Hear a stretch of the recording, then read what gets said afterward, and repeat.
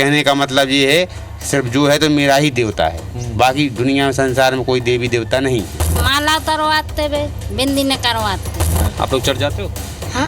हाँ, क्या करने जाते हो? है खाने पीने केक का प्रार्थना करवाते हैं। कम्बल दिलाएंगे, बकरी दिलाएंगे, लाभ दिलाएंगे आपको, हर का छुट्टी लालच दे दी। दुनिया भर के आदमी आते थे, हजारों गांव के, और दीपावली के मौका पे जी बुकरा उकरा काटते थे। गरीब और आदिवासी ऐसे इस प्रकार के लोग रहते हैं, उस जगहों पे जाकर ये लोभ लालच दे के धर्मांतरण का काम करते हैं। मध्य प्रदेश में धर्मांतरण माफियाओं का बड़ा सिंडिकेट ऑपरेट हो रहा है। ये सुनकर आपको हैरानी होगी, लेकिन हमारे इस दावे पर आपको यकीन करना होगा, क्योंकि मध्य प्रदेश में आज सैकड़ों ऐसे गांव हैं जहां हिंदू देवी देवताओं का कोई नाम लेवा नहीं बचा। ज़माने भर की सहूलियतों को लालच देकर गरीबों को, कमज़ोरों को, मजलूमों को धर्मांतरण माफियाओं के सिंडिकेट ने अपने जाल में उलझा दिया है। ना यकीन हो तो धर्मांतरण माफियाओं के सिंडिकेट को एक्सपोज करने वाली हमारी ये पड़ताल ज़रूर देखिए।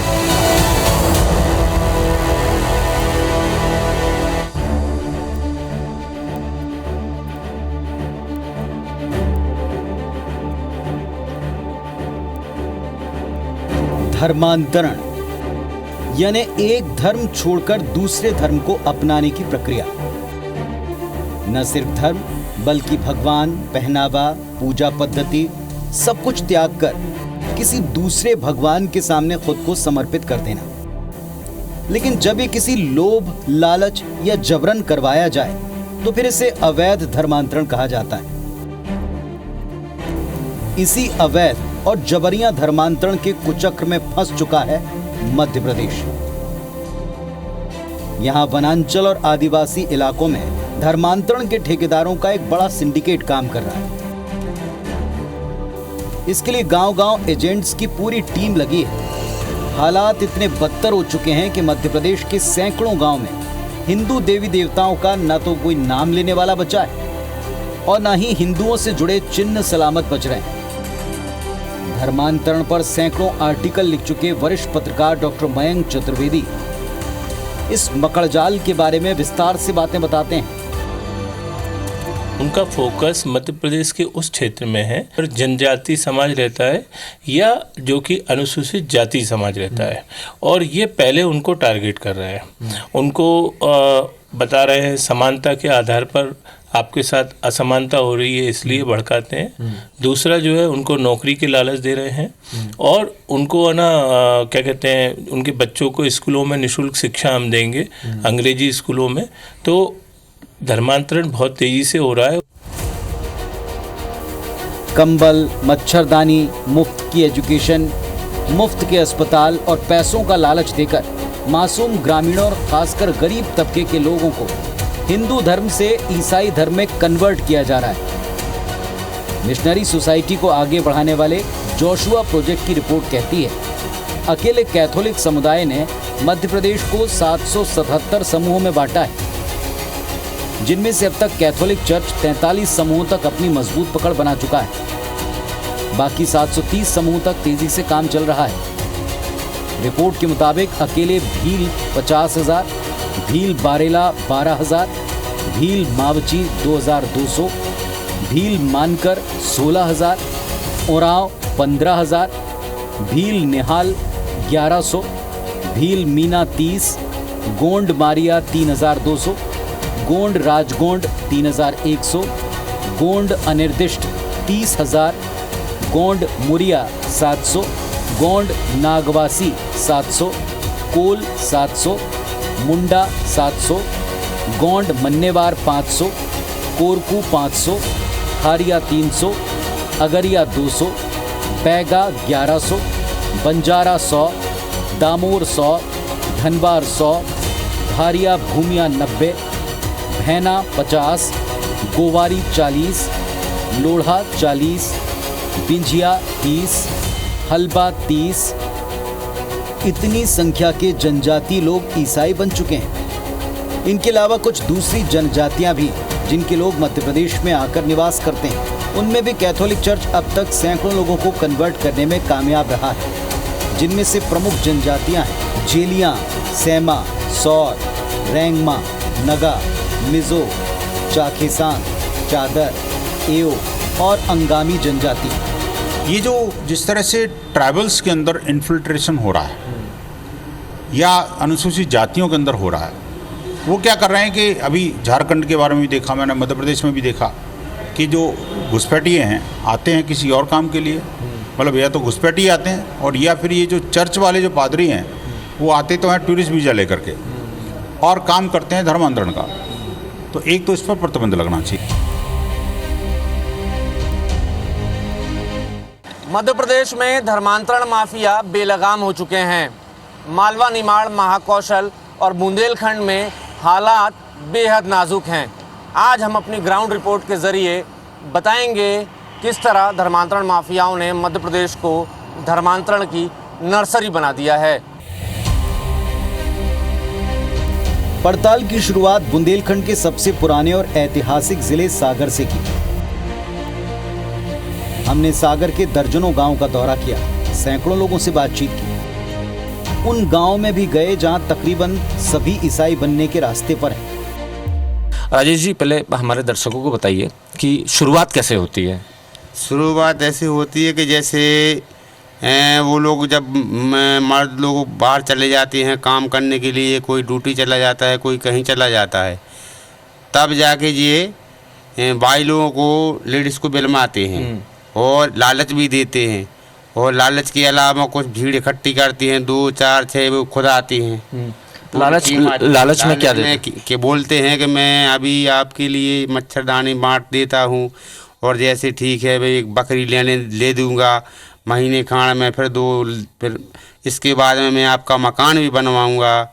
और बोलते हैं जिसके पास संतान नहीं है वो संतान भी, मैं प्रार्थना करूँगा तो संतान भी होगी। उस धर्म में ऐसी तनक सिद्धा सी बड़ी थी और क्या और कुछ नहीं आता। फिर अब वो धर्म हमको अच्छा नहीं लगा तो हम हिंदू में हो गए। नहीं, आप पैदा तो हिंदू धर्म में हुई थी। हाँ। तो अपने धर्म से ऐसा आपको क्या लगा कि मेरे धर्म से बेहतर वो धर्म है? सो थोड़ी हम लोग भटक गए थे तो अब सीधी राह पे आ गए। तो भटकाने वाले कौन लोग थे और क्या बोलते थे आप लोगों से? हम उससे यही बोलते थे कि हमारी प्रार्थना करो, इस धर्म को मानो बस।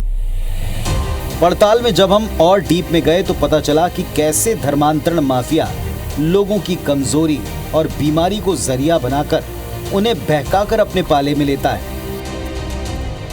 जो होता था कि माला उतरवाते वे, बिंदी ने करवाते और कहते कि जो दे हैं कहूँ वो देते लोग, हाँ कहूँ मच्छरदानी कहूँ कछू।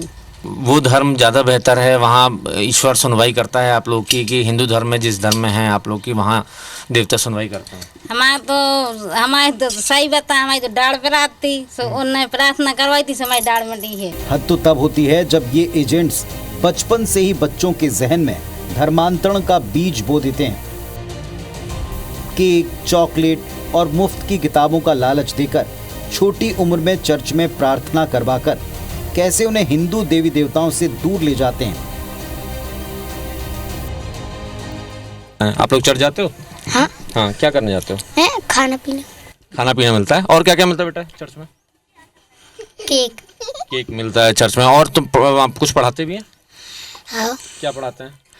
प्रार्थना करवाते हैं। प्रार्थना करवाते हैं। प्रार्थना में क्या करवाते हैं? तुम जाती हो बेटा? नहीं। हाँ। चाहते कौन? अच्छा, क्या क्या खिलाते हैं ये बताओ, क्या क्या देते हैं? कदेगा ही नहीं है। Cake biscuit. केक और बिस्किट खिलाते हैं। और क्या बोलते हैं? प्रार्थना करवाते हैं।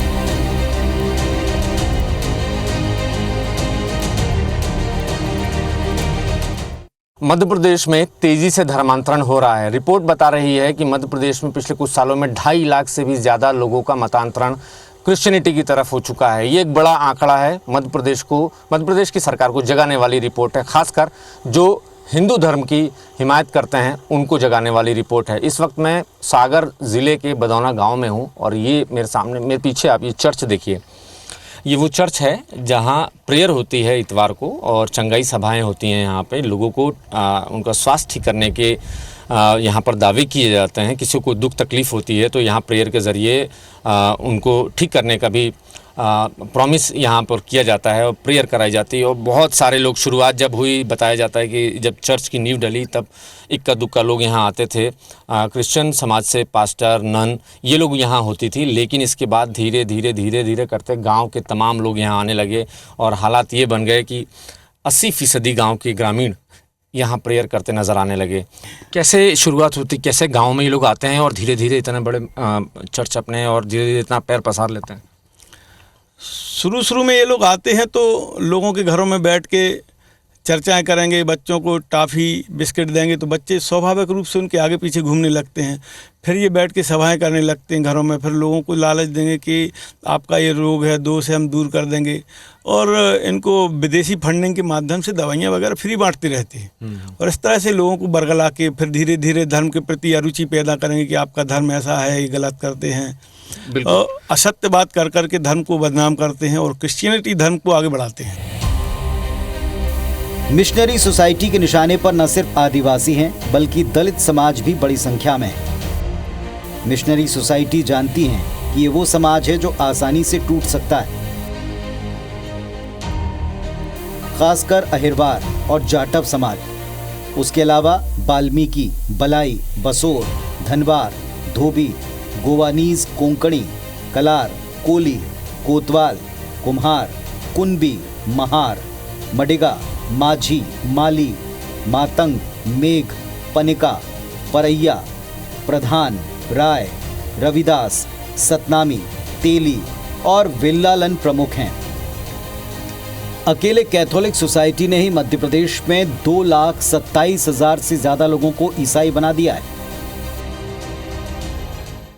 और कैथोलिक जो है वो क्या करते हैं, वो सेवा के माध्यम से कन्वर्जन करते हैं। जैसे कि वो अस्पताल खोलेंगे, जैसे कि वो ना स्कूल खोलेंगे। तो आप देखेंगे कि मध्य प्रदेश में जो प्रैक्टिस चल रही है दोनों प्रकार की चल रही है। और इसके अंदर सब जो कैथोलिक के जो डेटा है या डाटा मेरे पास जो आए, मैंने ध्यान, तो उसमें झाबुआ अकेले में ही आज 90,000 से 1 लाख लोग जो है जो जनजाति समाज के हैं। और उसमें सबसे ज़्यादा उनका रिकॉर्ड कह रहा है कि हमने जो है एक साथ जो है 50,000 केवल अकेले झाबुआ में जो है भील समाज के लोगों को जो है कन्वर्ट कर दिया है। उसके अलावा बिलाला है, फिर उसके अलावा उनकी और जो गौड़ी है और जो जनजाति समाज है तो उसका आंकड़ा है, तो वो 40,000 से ऊपर का आंकड़ा है। अगर हम दोनों को मिलाते हैं तो वो 90,000 से तो ये एक जिले की स्थिति है।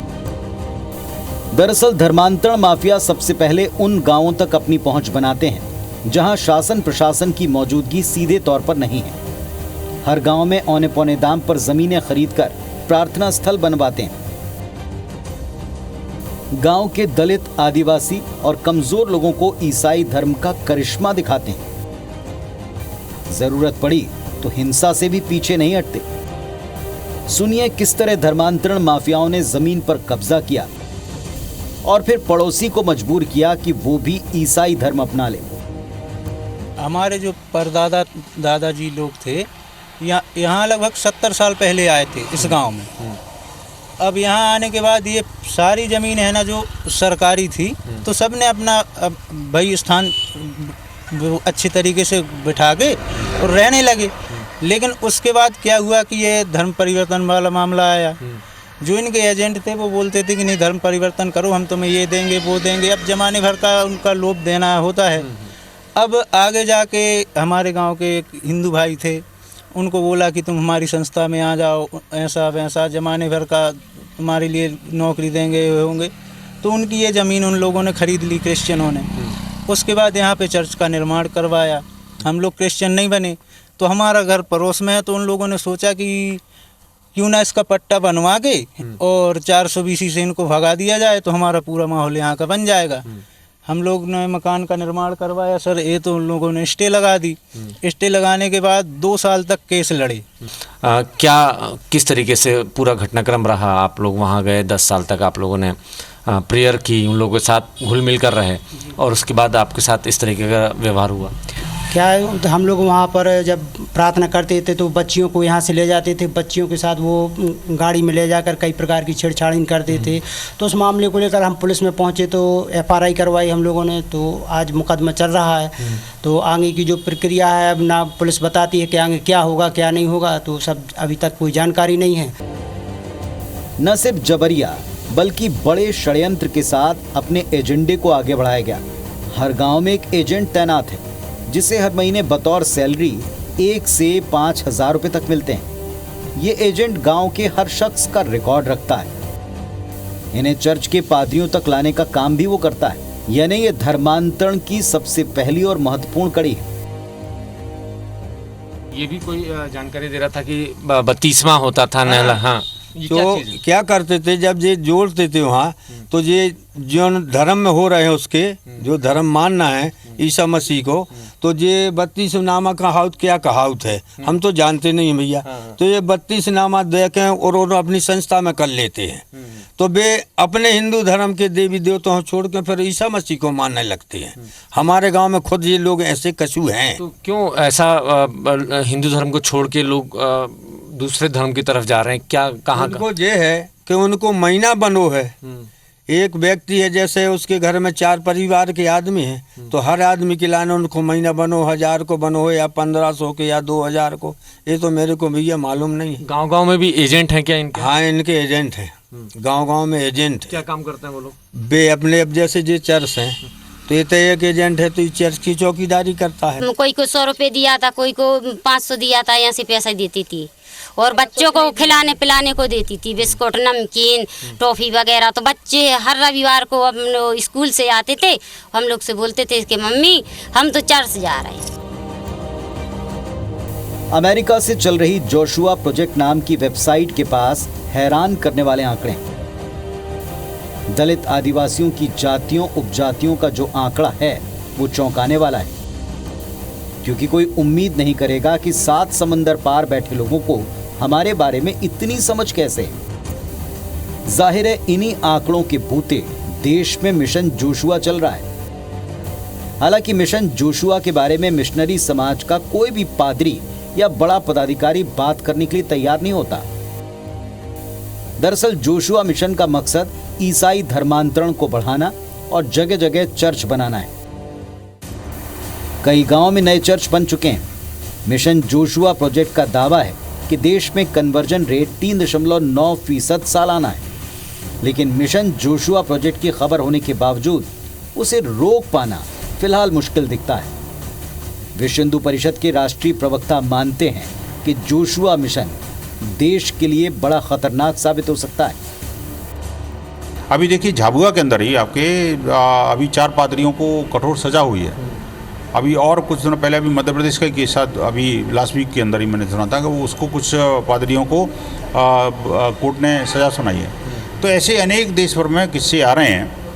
मुझे लगता है कि मध्य प्रदेश सरकार को भी अब एक चेतना के साथ में और एक नई सोच के साथ में नई सरकार आई है, तो इसमें कठोरता के साथ कार्रवाई करनी चाहिए। जाहिर है कन्वर्जन का बढ़ता रेट चिंता का सबब है। संघ VHP इसका धर्मांतरण की बजाय मतांतरण कहते हैं, क्योंकि संघ का मानना है कि धर्म हिंदुस्तान में सिर्फ एक ही है और वो है सनातन धर्म। फिलहाल अवैध धर्मांतरण के खिलाफ काम करने वाले विसिल ब्लोअर नियोगी कमीशन की कमी को महसूस कर रहे हैं। दरअसल सालों पहले नियोगी कमीशन ने कन्वर्जन की हकीकत जानने के बाद अपनी एक रिपोर्ट तैयार की। इस रिपोर्ट का मजमून था कि साम दाम दंड भेद के जरिए ईसाई मिशनरी वनवासियों का बड़े पैमाने पर कन्वर्जन करवा रही हैं। समिति के मुताबिक चर्च एक अंतर्राष्ट्रीय षड्यंत्र का हिस्सा है। चर्च के कार्यक्रम का मूल उद्देश्य कन्वर्जन के माध्यम से राष्ट्रांतरण है। समिति ने कन्वर्जन रोकने के लिए जो अनुशंसाएं की, उनमें जिन मिशनरीज का मुख्य उद्देश्य केवल कन्वर्जन है, उन्हें वापस जाने के लिए कहा जाना शामिल है। देश के भीतर विदेशी मिशनरियों का बड़ी संख्या में आना अवांछनीय है और इसकी रोकथाम होनी चाहिए।